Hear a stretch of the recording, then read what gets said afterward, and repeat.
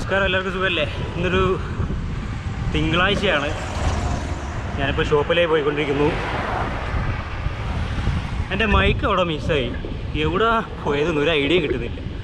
ഇന്ന് ഒന്നുകൂടി ഒന്ന് തിരഞ്ഞു നോക്കണം ഷോപ്പിൽ പോയിട്ട്. ഒരു സന്തോഷ വാർത്ത ഉണ്ട്.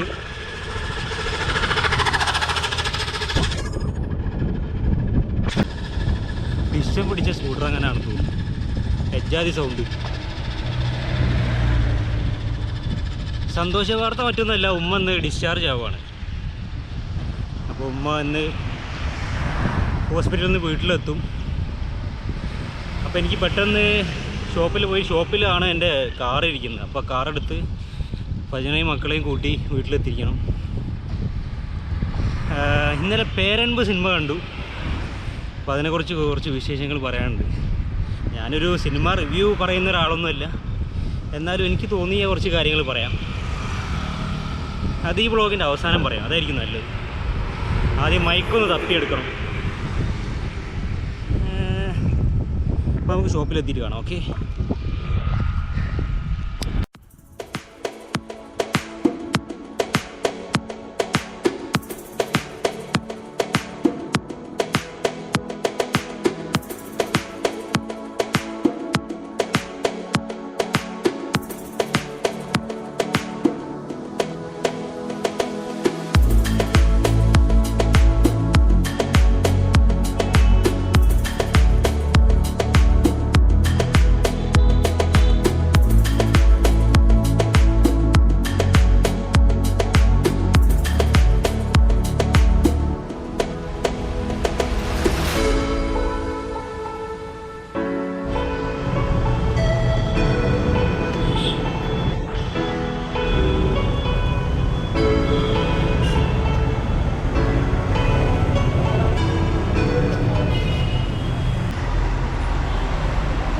സൈക്കിള് ചവിട്ടുമ്പോൾ കാര്യമായിട്ട് വേണ്ട രണ്ട് സാധനങ്ങളാണ്. ഒന്ന് വെള്ളം, പിന്നെ ഒന്ന് ഓക്സിജൻ.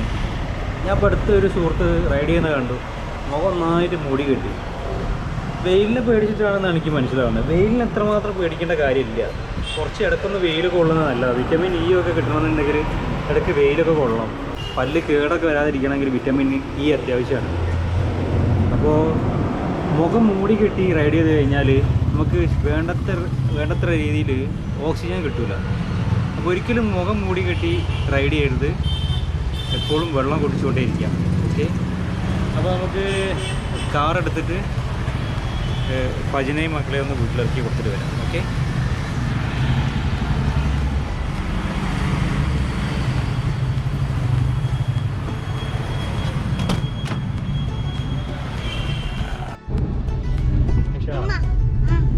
ഇന്നലെ ഒരു സുഖമില്ലാത്ത ഒരു കുട്ടീൻ്റെ മൂവി കണ്ടില്ലായിരുന്നു? അത് ആഴ്ചക്ക് ഇഷ്ടമായോ? എന്താ ഇഷ്ടമായത്?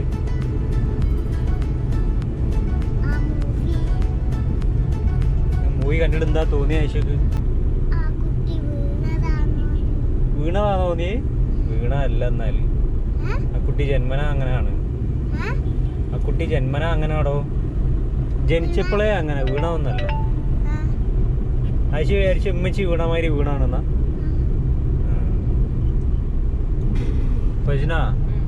ഫജിനക്ക് മൂവിനെ കുറിച്ച് എന്താ പറയാനുള്ളത്?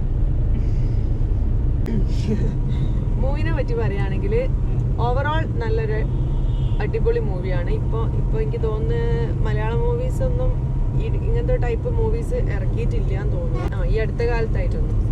അങ്ങനത്തെ കുട്ടികൾ ഉണ്ടായി കഴിഞ്ഞാലുള്ള ആ പേരൻസ്, ഏതൊരു പേരൻറ്റിനായാലും പിന്നെ ജീവിതകാലം മുഴുവന് അവരുടെ ജീവിതം അവസാനിച്ചു എന്നൊരു തോന്നലാണ് നമ്മുടെ നാട്ടിൽ. പക്ഷെ എനിക്ക് തോന്നുന്നു കൂടുതൽ അവസരങ്ങൾ കൊടുത്ത് അങ്ങനത്തെ കുട്ടികൾക്ക് വേണ്ടിയിട്ട് നമ്മളെ ഗവൺമെൻറ്റിന് ഒരുപാട് കാര്യങ്ങൾ ചെയ്യാനുണ്ട്. അത് വേണ്ട രീതിയിൽ ചെയ്യുന്നതായിട്ട് തോന്നുന്നില്ല കേട്ടോ. പിന്നെ രണ്ടാമത്തെ കേസ് വരുന്നത് ഈ ട്രാൻസ്ജെൻഡേഴ്സിൻ്റെതാണ്. അത് ഞാൻ പറയായിരുന്നു, ഞാൻ വരെ ആ ഫീൽഡിലുള്ള അങ്ങനത്തെ ആളുകളെ പറ്റി കൂടുതൽ പഠിക്കാനോ അതിനെപ്പറ്റി പഠിക്കാൻ ശ്രമിക്കാനോ തയ്യാറായത് ഈ ഒരു മൂവിയിലൂടെയാണ്. കാരണം അല്ലാതെ എനിക്ക് തോന്നുന്നില്ല നമ്മളാരും മൊത്തത്തിൽ എല്ലാവർക്കും ഒരു മാറ്റി നിർത്തപ്പെടുന്ന ഒരു വിഭാഗമാണ് ട്രാൻസ്ജെൻഡേഴ്സ് എന്ന് പറയുന്നത്. ചില ആ ട്രാൻസ്ജെൻഡേഴ്സിന് വരെ അവരെ അങ്ങനെ പറയുന്നത് കൂടി ഇഷ്ടപ്പെടുന്നില്ല എന്ന്. കുറേ ഞാൻ വീഡിയോസ് അവരുടെ ലൈഫിനെ കുറിച്ചും അവരുടെ അനുഭവങ്ങളെ കുറിച്ചും ഒക്കെ ഉള്ള കുറച്ച് വീഡിയോസ് കണ്ടപ്പോൾ തന്നെ എനിക്ക് തോന്നി അവരെ അങ്ങനെ മാറ്റി നിർത്താൻ അവർ ആഗ്രഹിക്കുന്നില്ല. അവർ പറയുന്നത് അവരെന്താണോ ജീവിക്കാൻ ആഗ്രഹിക്കുന്നത് ആ ഒരു കാറ്റഗറിയിൽ അവർ ഉൾപ്പെടുക. ഇപ്പം പെണ്ണായിട്ട് ജീവിക്കാൻ ആഗ്രഹിക്കുന്നവരാണെങ്കിൽ അവരൊരിക്കലും ട്രാൻസ്ജെൻഡർ എന്ന് പറയരുത്, അവരെ പെണ്ണ് എന്ന് പറയുന്നതാണ് അവർ ഏറ്റവും കൂടുതൽ ആഗ്രഹിക്കുന്നത്. അപ്പം അങ്ങനെ നോക്കുമ്പോൾ അങ്ങനത്തെ ആളുകളെ കുറിച്ച് ഇനിയിപ്പം കൂടുതൽ എല്ലാവരും മനസ്സിലാക്കാൻ ശ്രമിക്കണം അവരുടെ ലൈഫിൽ നിന്ന് എനിക്ക് ഭയങ്കര ഒരു റിക്വസ്റ്റ് പോലെ പറയാനുണ്ട്. കാരണം വളരെ വളരെ വളരെ പരിതാപകരമാണ് അവരുടെ അവസ്ഥ നമ്മുടെ നാട്ടിലല്ല മൊത്തത്തിൽ. ഓക്കെ, അപ്പോൾ നമ്മൾ വീട്ടിലെത്തി.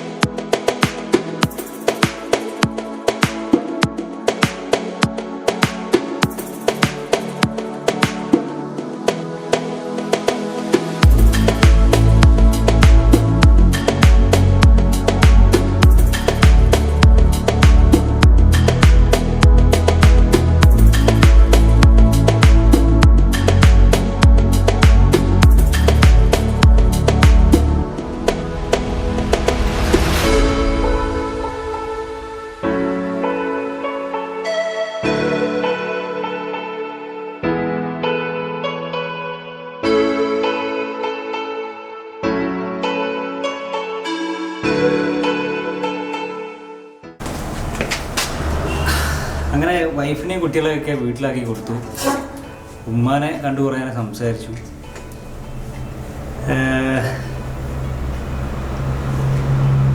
സമയം ഒരുപാട് രാത്രിയായി. ഇന്നലെ രാത്രി ഒരു നൈറ്റ് റൈഡൊക്കെ നടത്തിയിരുന്നു. അപ്പോൾ അത് നൈറ്റ് റൈഡ് കോഴിക്കോടിൻ്റെ രാത്രികാലം ദൃശ്യഭംഗികളൊക്കെ കൂട്ടിച്ചേർത്തിട്ട് നല്ലൊരു വ്ളോഗ് ഉണ്ടാക്കാമെന്ന് വിചാരിച്ചായിരുന്നു. ഇന്നലെ റൈഡിന് ഇറങ്ങാൻ പുറപ്പെട്ട് റൈഡ് എന്തായാലും ചെയ്തു. പക്ഷേ മൈക്ക് കാണുന്നില്ല. മൈക്ക് ഇന്നലെ മൊത്തം തിരഞ്ഞ് ഞാൻ മടുത്തു. ഈ ചെറിയ മൈക്കായതുകൊണ്ട് എവിടെ നോക്കിയിട്ടും ഈ സാധനം കാണുന്നില്ല. അങ്ങനെ ഇന്ന് ഇവിടെ വന്ന് തിരഞ്ഞു, എൻ്റെ കാറിൽ തിരഞ്ഞു. സംഭവം മിസ്സായി എന്ന് ഏകദേശം കണക്ക് കൂട്ടി. ഞാൻ വൈഫ് ഹൗസിൽ പോയി, അതിനുശേഷം വൈഫ് ഹൗസിലാണ് പോയത്. വൈഫ് ഹൗസിൽ പോയി തിരഞ്ഞു. അങ്ങനെ അവിടെയുള്ള ഡ്രസ്സുകളിലൊക്കെ, ഷർട്ടിലും പാൻറ്റിലും പോക്കറ്റിലും ഒക്കെ തിരഞ്ഞു, കാണുന്നില്ല. അവസാനം ഒരു ഐഡിയ കിട്ടി. ഈ ഐഡിയ ഈ CCTV ക്യാമറയിൽ നോക്കിയ സമയത്ത് ഞാൻ ഇങ്ങനെ ഓരോന്ന് വളരെ മൈന്യൂട്ടായിട്ട് പരിശോധിച്ചപ്പോൾ ഈ മൈക്ക് മാത്രം ഞാൻ അവസാനം എൻ്റെ ഷർട്ടിൻ്റെ പോക്കറ്റിലിട്ടാണ് പോയത്. ആ ഷർട്ട് എൻ്റെ വീട്ടിൽ വൈഫ് തിരുമ്പിടുകയും ചെയ്തിട്ടുണ്ട് വിളിച്ചു ചോദിച്ചപ്പോൾ. അപ്പോൾ ഏകദേശം അത് തീരുമാനമായത് കണക്കൂട്ടിയാണ്. അങ്ങനെ വീട്ടിലെത്തി തിരുമ്പി ഇട്ട ഷർട്ടിൻ്റെ പോക്കറ്റിൽ നോക്കുമ്പോൾ അതിലും കാണുന്നില്ല, വാഷിംഗ് മെഷീനും കാണുന്നില്ല. അവസാനം ഞാൻ രാത്രി കിടക്കാൻ സമയത്ത് ഈ പോക്കറ്റിലൊക്കെ എന്തെങ്കിലും, അതായത് രാത്രി വീട്ടിലെത്തി കഴിഞ്ഞാൽ ഷർട്ട് അയക്കുമ്പോൾ പോക്കറ്റിൽ എന്തെങ്കിലും ചില്ലറ പൈസ ഒക്കെ ഉണ്ടെങ്കിൽ എടുത്തിട്ട് ഒരു ചെറിയ ബോക്സിൽ ഇടാറുണ്ട്. അപ്പോൾ ആ ബോക്സിൽ നോക്കിയ സമയത്ത് മൈക്ക് കിട്ടി. അപ്പോൾ ഈ CCTV കൊണ്ട് രണ്ടാമതാണ് ഇവിടെ ഒരു ഉപകാരമാണ്. ആദ്യത്തെ ഉപകാരം, ഒരാൾ ഇവിടുന്ന് ചെടി മോഷ്ടിച്ച് പോയിരുന്നു, അയാളെ നമ്മൾ പൊക്കി. രണ്ടാമത് ഈ മൈക്ക് പോയതും നമുക്ക് കണ്ടുപിടിക്കാൻ പറ്റി CCTV കൊണ്ട്. അപ്പോൾ താങ്ക് യു CCTV.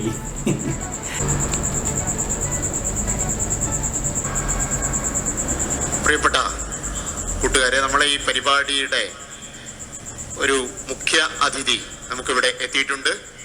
നമുക്കവരെ സ്നേഹപൂർവ്വം ഈ ചടങ്ങിലേക്ക് സ്വാഗതം ചെയ്യാം.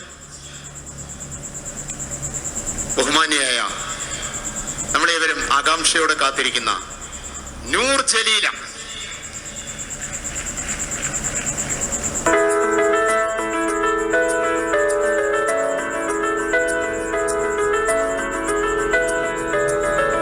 നൂറിന്റെ ജന്മത്തെക്കുറിച്ച് ഉപ്പയ്ക്കും ഉമ്മയ്ക്കും അത്ര നിറമില്ലാത്ത ഓർമ്മകളാണ്.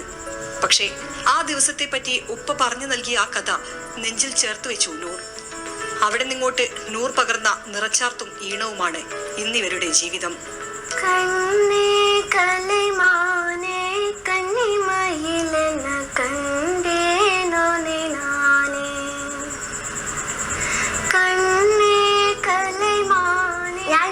സമയത്ത് ജനിച്ചു കഴിഞ്ഞിട്ട് ഉപ്പാനോട് ഡോക്ടർ പറഞ്ഞു ഇങ്ങനത്തെ വയ്യാത്ത കുട്ടിയാണ്, നിങ്ങൾക്ക് കാണണോ ചോദിച്ചു.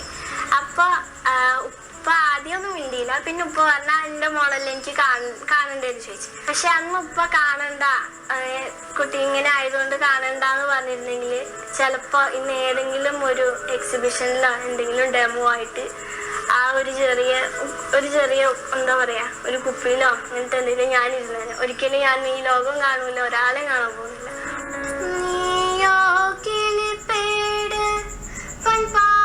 ഈ പെൺകുട്ടി നൂർ ജലീല എന്ന് പറഞ്ഞ പെൺകുട്ടി, ആദ്യം പറയട്ടെ, ഞാൻ ഈ വീഡിയോ എൻ്റെ വ്ളോഗിൽ കാണിക്കാൻ പെർമിഷനൊന്നും മേടിച്ചിട്ടില്ല. മീഡിയ വണ്ണിൻ്റെ പ്രോഗ്രാമിൽ വന്നൊരു പരിപാടിയാണ്. അപ്പോൾ അവരെന്നോട് ക്ഷമിക്കുമെന്ന് കരുതുന്നു. ഏതായാലും ഈ നൂർ ജലീല എന്ന് പറഞ്ഞ പെൺകുട്ടി എൻ്റെ വൈഫിൻ്റെ കൂടെ പഠിച്ച ഒരു പെൺകുട്ടിയുടെ അനുജത്തിയാണ്. അപ്പോൾ ഞാൻ ഈ വോയിസ് ഓഫ് ഇസ്ലാം എന്ന് പറഞ്ഞ പോലത്തെ ചാനലുകളിലെ വീഡിയോസ് ഒന്നും കാണാറില്ല പൊതുവേ. അപ്പോൾ ഈ ഒരു വീഡിയോ അവളുടെ ഫോണിൽ ആരോ ലിങ്ക് അയച്ചു. അപ്പോൾ എനിക്ക് ഈ വീഡിയോ കാണിച്ചു തന്നപ്പോൾ എനിക്കത് ഭയങ്കര ഇൻസ്പയറിംഗ് ആയി. ആ പെൺകുട്ടിയുടെ വളരെ ആത്മവിശ്വാസത്തോടുള്ള സംസാരവും, ആ പെൺകുട്ടി കൈകാലുകളില്ലാതെ ജനിച്ചിട്ടും വളരെ നല്ല രീതിയിൽ പഠിക്കുന്നു, ഉയർന്ന മാർക്ക് നേടുന്നു, നല്ല പഠനമുള്ള കഴിവുണ്ട്. അപ്പോൾ ആ പെൺകുട്ടിയുടെ വീഡിയോ കണ്ടതാണ് ഞാൻ പേരൻപു എന്ന് പറഞ്ഞ സിനിമ കണ്ടപ്പോൾ എൻ്റെ മനസ്സിലേക്ക് പെട്ടെന്ന് ഓടി വന്നത്.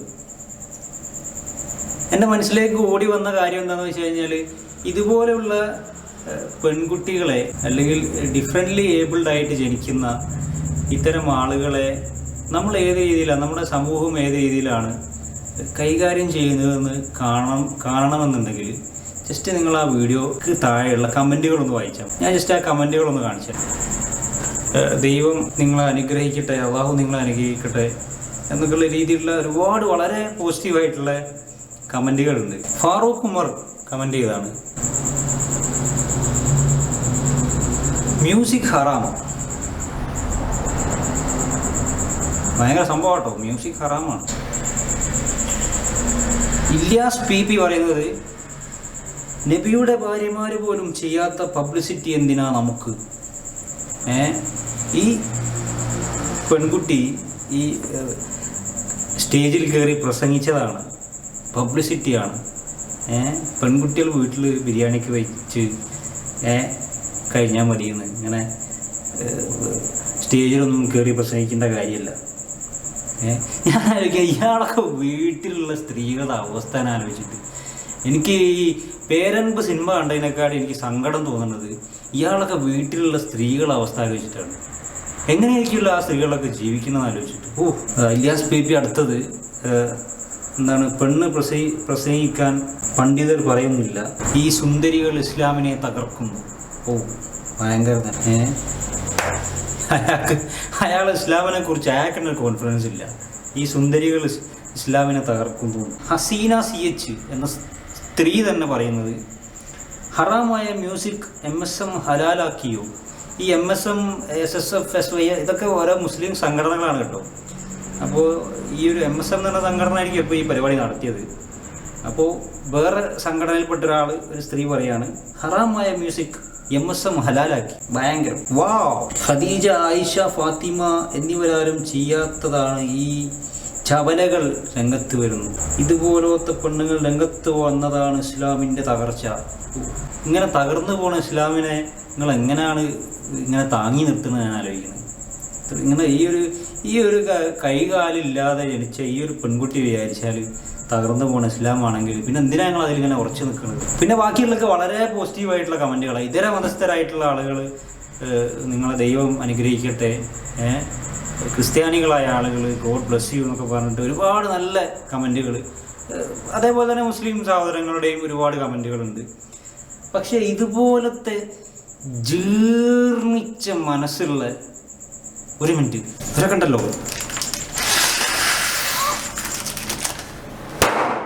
അപ്പോൾ പേരമ്പ് എന്ന് പറഞ്ഞൊരു സിനിമയുടെ റിവ്യൂ പറയാനല്ല സത്യം പറഞ്ഞാൽ ഞാൻ വന്നത്.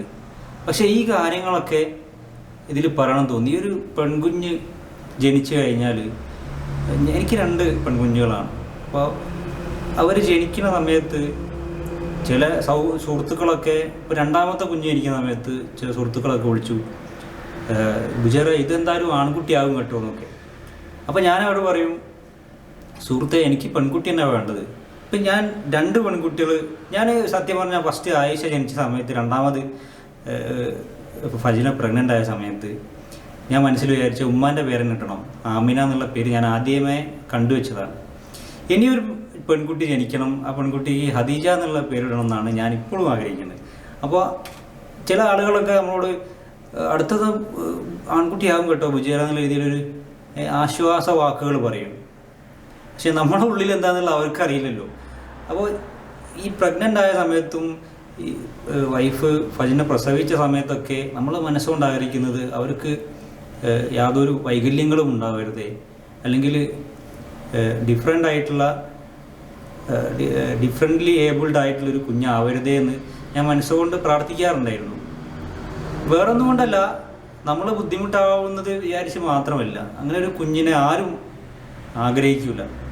പക്ഷേ എന്നിരുന്നാൽ കൂടി അങ്ങനെ ഒരു കുഞ്ഞ് ജനിച്ചിട്ട് ആ കുട്ടിയെ ഇത്രയും നല്ല രീതിയിൽ വളരെ മനോഹരമായിട്ട് വളർത്തി വലുതാക്കി ഒരു സ്റ്റേജിൽ കയറി ഇങ്ങനെ മനോഹരമായിട്ട് പ്രസംഗിക്കാനും നന്നായിട്ട് ആത്മവിശ്വാസത്തോടു കൂടി പാട്ട് പാടാനൊക്കെ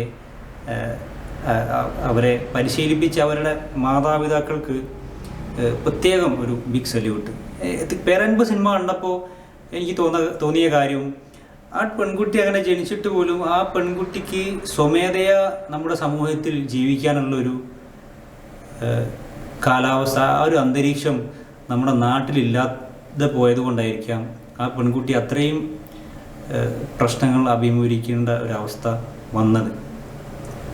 ഇപ്പോൾ ഈ ഡിഫറെൻ്റ്ലി ഏബിൾഡ് ആയിട്ടുള്ള കുട്ടികളെയൊക്കെ വളരെ നല്ല രീതിയിൽ കൈകാര്യം ചെയ്യുന്ന സെറ്റപ്പുകൾ വിദേശ രാജ്യങ്ങളൊക്കെ ഉള്ളതായിട്ട് നമ്മൾ അറിയാറുണ്ട്. നമ്മുടെ നാട്ടിൽ അത്തരം ഡിഫറെൻ്റ്ലി ഏബിൾഡ് ആയിട്ടുള്ള ആളുകളെ നമ്മുടെ സമൂഹവും നമ്മുടെ ഗവൺമെൻറ്റും ഏത് രീതിയിലാണ് കൈകാര്യം ചെയ്യുന്നതിൻ്റെ ഏറ്റവും ഒടുവിലത്തെ ഉദാഹരണമാണ് നമ്മുടെ വോൾവോ ബസ് കമ്പനി ബസ് ഇറക്കുന്ന സമയത്ത് തന്നെ അതിൽ വീൽ ചെയറിൽ വരുന്ന ആളുകളെ ലോക്ക് ചെയ്യാനുള്ളൊരു സംവിധാനം ആ ബസ്സിൽ ഉൾപ്പെടുത്തിയിട്ടുണ്ട്. അപ്പോൾ നമ്മുടെ KSRTC എന്താ ചെയ്തതെന്നറിയോ? ഈ വോൾവോ ബസ്സിൽ നിന്ന് ആ ലോക്ക് ചെയ്യാനുള്ള സംവിധാനം പാടെ എടുത്തു കളഞ്ഞിട്ട് അവിടെ സാധാരണക്കാർക്ക് വേണ്ടിയിട്ടുള്ള പുതിയ സീറ്റുകൾ ആഡ് ചെയ്തു. അപ്പോൾ ഈ ഇലക്ട്രോണിക് വീൽ ചെയറിൽ സഞ്ചരിക്കുന്നവരോ അല്ലെങ്കിൽ മെക്കാനിക്കലായിട്ടുള്ള വീൽ ചെയറിൽ സഞ്ചരിക്കുന്ന ആളുകൾക്കൊക്കെ ഇത്തരം ബസ്സുകളിൽ കയറിയിട്ട് വളരെ അപകടാവസ്ഥയിൽ യാത്ര ചെയ്യേണ്ട ഒരു സ്ഥിതിവിശേഷം വന്നു. അപ്പോൾ ഇത്തരം വളരെ ലളിതമായ കാര്യമെന്ന് നമുക്ക് പറയാമെങ്കിൽ കൂടി ഇങ്ങനെ ജീവിക്കുന്ന ആളുകളോട് ചെയ്യുന്ന കൊടും ക്രൂരതയാണ് ഇത്തരം സംഗതികൾ എന്ന് പറഞ്ഞാൽ. അപ്പോൾ നമ്മളൊക്കെ ഈ വിഷയങ്ങളിൽ പ്രതികരിക്കണം. ഈ വോൾവോ ബസ്സുകളിലൊക്കെ വരുന്ന ഇത്തരം സംവിധാനങ്ങൾ എടുത്തു കളയുന്നതിന് എതിരെയായിട്ട് നമ്മളെല്ലാവരും അവർക്ക് വേണ്ടി പ്രതികരിക്കണം എന്നാണ് എനിക്ക് പറയാനുള്ളത്. പിന്നെ നമ്മുടെ മലയാള സിനിമയൊക്കെ ഈ ട്രാൻസ്ജെൻഡേഴ്സിനെ കൈകാര്യം ചെയ്ത രീതി വളരെ പരിതാപകരമാണ്. കാരണം എൻ്റെ ഒരു സുഹൃത്ത് തന്നെ അടുത്ത കാലത്ത് ഈ ട്രാൻസ്ജെൻഡേഴ്സിനെ കുറിച്ചുള്ള ഒരു സംഭാഷണത്തിനിടയിൽ അവരൊക്കെ ഈ ജീവിത സാഹചര്യങ്ങൾ കൊണ്ട് അങ്ങനെ ആയിപ്പോകുന്നതല്ലേ, ചികിത്സിച്ച് മാറ്റാവുന്നതല്ലേ ഉള്ളൂ എന്നൊക്കെ. അതൊക്കെ ഈ ട്രാൻസ്ജെൻഡേഴ്സ് എന്നൊക്കെ പറഞ്ഞാൽ ഒരു അസുഖം പോലെയാണ് അവൻ സംസാരിക്കുന്നത്. അവൻ്റെ തെറ്റിദ്ധാരണക്ക് ഞാൻ അവനോട് സംസാരിച്ചപ്പോൾ എനിക്ക് മനസ്സിലായി. ചാന്തുപൊട്ട് എന്നൊരു സിനിമ അവൻ കണ്ടിട്ട്, ചാന്തുപൊട്ട് സിനിമയിൽ ദിലീപ് പെൺകുട്ടികളെ കൂടെയൊക്കെ വളർന്ന് വലുതാകുമ്പോൾ ഒരു സ്ത്രൈണത വരുന്ന അവസ്ഥയാണ്. അപ്പോൾ അവൻ വിചാരിക്കുന്നത് ഈ പെൺകുട്ടികളുടെ കൂടെയൊക്കെ വളർന്നതുകൊണ്ട് ആണ് ഈ പുരുഷന്മാർക്ക് ഈ സ്ത്രൈണത വരുന്നതെന്നും അത് ചികിത്സിച്ച് മാറ്റാവുന്നതാണെന്നൊക്കെ തെറ്റിദ്ധരിച്ചിരിക്കുകയാണ്. വളരെ വൾഗറായിട്ട് വളരെ ഒരു തമാശ രൂപേണ ട്രാൻസ്ജെൻഡേഴ്സിന് അല്ലെങ്കിൽ സ്ത്രൈണതയുള്ള അത്തരം ആളുകളെ കളിയാക്കുന്ന രീതിയിലാണ് ആ സിനിമയൊക്കെ കൈകാര്യം ചെയ്തിരിക്കുന്നത്. അതിന് ശേഷം ഒരുപാട് ദിലീപിൻ്റെ സിനിമകളിൽ നമുക്ക് കാണാം. സലീം കുമാറൊക്കെ അത്തരം വേഷങ്ങൾ കിട്ടിയിട്ട്, ചിലപ്പോൾ അതൊക്കെ അറിവില്ലായ്മ കൊണ്ടായിരിക്കാം. ചിലപ്പോൾ സിനിമകളുടെ ക്വാളിറ്റി എന്നൊക്കെ പറഞ്ഞാൽ ഈ രാം എന്ന് പറഞ്ഞ ആൾ ചെയ്ത ഈ പേരൻപ് എന്ന് പറഞ്ഞ സിനിമയിൽ ട്രാൻസ്ജെൻഡേഴ്സിനെ പ്ലേസ് ചെയ്തത് വളരെ മനോഹരമായിട്ടാണ്. കാരണം അവർക്ക് സമൂഹം നൽകേണ്ട ഒരു സ്ഥാനമാണ് ശരിക്കും അദ്ദേഹം സിനിമയിലൂടെ നൽകിയിരിക്കുന്നതെന്നാണ് എനിക്ക് തോന്നിയത്. തിരക്കഥ എഴുതിയ ആളുടെ, ആ സിനിമയുടെ സംവിധായകൻ്റെ ഒക്കെ നിലപാടുകളാണ് ശരിക്കും സിനിമ എന്ന് പറഞ്ഞു കഴിഞ്ഞാൽ. ടൊറന്റിനോടെ പൾപ്പ് ഫിക്ഷൻ എന്ന് പറഞ്ഞൊരു ഹോളിവുഡ് സിനിമയുണ്ട്. ആ സിനിമയിൽ ബ്രൂസ് വില്ലീസ് എന്ന കഥാപാത്രം ഇവിടെ ഭയങ്കര കൊതുകിൻ്റെ ശല്യമായിട്ട് രാത്രി ആയാലും ഈ അടുത്തുള്ള ഫ്ലാറ്റുകളിൽ നിന്നൊക്കെ വേസ്റ്റ് ഒഴുക്കി വിട്ടിട്ട് ഇവിടെ ഭയങ്കര കൊതുക് ശല്യം. ഇതെന്തെങ്കിലും തീരുമാനമാക്കണം അടുത്ത് തന്നെ. സോറി, ഞാൻ വിഷയം മാറി. ബ്രൂസ് വില്ലീസ് പറഞ്ഞാൽ നമ്മുടെ മലയാളത്തിലൊക്കെ ഒരു മമ്മൂട്ടി പോലെയുള്ളൊരു നടനാണ് ഹോളിവുഡിൽ.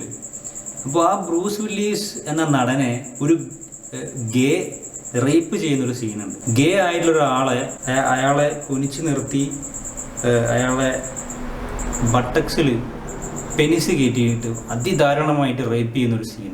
സാധാരണ സിനിമകൾ, ഹോളിവുഡ് സിനിമകളിൽ പോലും ബലാത്സംഗം എന്നൊക്കെ പറഞ്ഞാൽ വളരെ ഒരു തമാശ രൂപേണായിരുന്നു ചിത്രീകരിച്ചിരുന്നത്.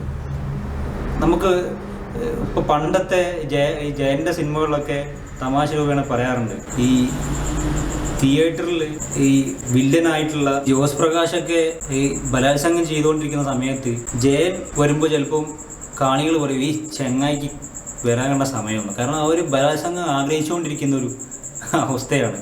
അത്തരം ഒരു സാഹചര്യമായിരുന്നു നമ്മുടെ നാട്ടിലൊക്കെ ഉണ്ടായിരുന്നു.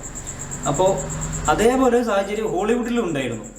അപ്പോൾ ആ ഒരു സ്ഥിതിവിശേഷം മാറ്റാൻ വേണ്ടിയിട്ടാണ് ശരിക്കും അതിനൊരു മാറ്റം വന്നത്. ചിലപ്പം അത് മനഃപൂർവ്വം ചെയ്താണോന്നൊന്നും എനിക്കറിയില്ല. പക്ഷേ ആ ബ്രൂസ് വില്ലീസിനെ ആ ക്യാരക്ടറിൽ പ്ലേസ് ചെയ്ത് ശരിക്കും ആ സംവിധായകൻ്റെ വലിയൊരു തീരുമാനമാണ്. കാരണം പുരുഷന് ബലാത്സംഗത്തെ കുറിച്ചുള്ളൊരു വേദന മനസ്സിലാക്കണമെന്നുണ്ടെങ്കിൽ ആ പുരുഷനെ മറ്റൊരാൾ, ഒരു സ്ത്രീയെ ബലാത്സംഗം ചെയ്യുന്നത് എത്ര ആലോചിച്ചാലും നമുക്ക് ഒരു പിടുത്തം കിട്ടൂല. ഒരു പുരുഷനെ സംബന്ധിച്ചിടത്തോളം ആ സ്ത്രീക്ക് അനുഭവിക്കേണ്ടി വരുന്ന വേദനകൾ, യാതനകൾ, അവർക്ക് അനുഭവിക്കേണ്ടി വരുന്ന മാനസികമായിട്ടുള്ള പ്രശ്നങ്ങളെക്കുറിച്ചൊന്നും നമുക്കൊരു ഐഡിയ കിട്ടൂല. അപ്പോൾ നമ്മളെ ആരെങ്കിലും ഒരാൾ ഒരു ഭയങ്കര ആരോഗ്യമുള്ള നല്ല ശക്തനായ ഒരാൾ നമ്മളെ പിടിച്ചു വെച്ചിട്ട് നമ്മളെ ബലാത്സംഗം ചെയ്ത് കഴിഞ്ഞാൽ മാത്രമേ നമുക്ക് മനസ്സിലാവുള്ളൂ. അപ്പം നമ്മുടെ മലയാളത്തിൽ മമ്മൂട്ടിയെ പോലെയുള്ള ഒരാളെ ബലാത്സംഗം ചെയ്യുന്ന ആലോചിച്ചു. മമ്മൂട്ടി ഇങ്ങനെ പൊട്ടിക്കറിയുന്നത്, അദ്ദേഹം അനുഭവിക്കുന്ന യാതനകളും വേദനകളും പീഡനങ്ങളൊക്കെ സ്ക്രീനിൽ തെളിയുമ്പോൾ ശരിക്കും ഫാൻസിനൊക്കെ ശരിക്കും മനസ്സിലാവും ബലാത്സംഗം ചെയ്യുന്നതിൻ്റെ ഒരു കാഠിന്യം ഇത്രയുണ്ട് എന്നുള്ളത്. അപ്പോൾ ആ രീതിയിൽ കാഠിന്യം മനസ്സിലാക്കാൻ വേണ്ടിയിട്ടാണ് ശരിക്കും ബ്രൂസ് വില്ലീസിനെ പൾപ്പ് ഫിക്ഷൻ എന്ന സിനിമയിൽ അങ്ങനെ പ്ലേസ് ചെയ്തതെന്നാണ് ശരിക്കും റിവ്യൂലൊക്കെ ഞാൻ വായിച്ചതും ആ സിനിമ കണ്ടപ്പോൾ എനിക്കും തോന്നിയത്. അപ്പോൾ അതേപോലെ റാം എന്ന സംവിധായകൻ അല്ലെങ്കിൽ ഇതിൻ്റെ തിരക്കഥാകൃത്ത് ഈ ട്രാൻസ്ജെൻഡറിനെ ഈ സിനിമയിൽ പ്ലേസ് ചെയ്ത് ശരിക്കും നമ്മുടെ സമൂഹത്തോട് ചോദിക്കുന്ന ഒരുപാട് ചോദ്യങ്ങളാണ്. നമ്മൾ അവരെ എങ്ങനെയാണ് കണ്ടത്, നമ്മളോട് തന്നെ ചോദിക്കപ്പെടുന്ന രീതിയിലാണ് ആ സിനിമ കൈകാര്യം ചെയ്തത്. ഇപ്പോൾ തമിഴ് സിനിമകളിൽ മൊത്തത്തിൽ എനിക്ക് ആ ഒരു രീതിയിൽ ട്രാൻസ്ജെൻഡേഴ്സിനെ അവർ പ്ലേസ് ചെയ്യുന്നു എന്നുള്ളത് എനിക്ക് അടുത്ത കണ്ട സിനിമകളിലൊക്കെ തോന്നും. ഇപ്പോൾ അവസാനം പേട്ട എന്ന് പറഞ്ഞ രജനീകാന്ത് സിനിമയിലാണെങ്കിൽ ട്രെയിനിൽ സ്ത്രീ പ്രസവിക്കുന്ന രംഗമുണ്ട്. ആ പ്രസവിക്കുന്ന സമയത്ത് ആ സ്ത്രീയെ സഹായിക്കാൻ വരുന്നതൊക്കെ ഒരുപാട് ട്രാൻസ്ജെൻഡേഴ്സാണ്. അപ്പോൾ തമിഴ് സിനിമകളിലൊക്കെ മൊത്തത്തിൽ ഈ ട്രാൻസ്ജെൻഡേഴ്സിനെ വളരെ നല്ല രീതിയിൽ പ്ലേസ് ചെയ്തുകൊണ്ട് അവർക്ക് സമൂഹത്തിൽ ഒരു സ്ഥാനം അവർ അർഹിക്കുന്നുണ്ടോ എന്നുള്ളത് നമ്മളെ മനസ്സിലാക്കി തരുന്നുണ്ട്. മലയാളത്തിൽ എനിക്ക് തോന്നുന്നു തിര എന്ന് പറഞ്ഞ സിനിമയിലൊക്കെ കാണിച്ചിട്ടുണ്ട് എന്നല്ലാതെ ഭൂരിഭാഗം സിനിമകളും വളരെ തമാശ രൂപേണ വളരെ വികൃതമായിട്ടാണ് ട്രാൻസ്ജെൻഡേഴ്സിനെ അവതരിപ്പിച്ചത്. പറയുമ്പോൾ മലയാള സിനിമയിലൊക്കെ മേക്കപ്പ് ആർട്ടിസ്റ്റുകളൊക്കെ ആയിട്ട് ഒരുപാട് ട്രാൻസ്ജെൻഡേഴ്സിന് വർക്ക് ചെയ്യുന്നുണ്ട്. എന്നിട്ട് പോലും നമ്മുടെ മലയാള സിനിമ അവരെ കൈകാര്യം ചെയ്യുന്നത് വളരെ മോശമായ രീതിയിലാണ്. അപ്പോൾ എനിക്ക് തോന്നിയ കുറച്ച് കാര്യങ്ങൾ നിങ്ങളോട് പറയണം തോന്നി, എൻ്റെ ഫീലിങ്സൊക്കെ നിങ്ങളോട് അറിയിക്കണം തോന്നി.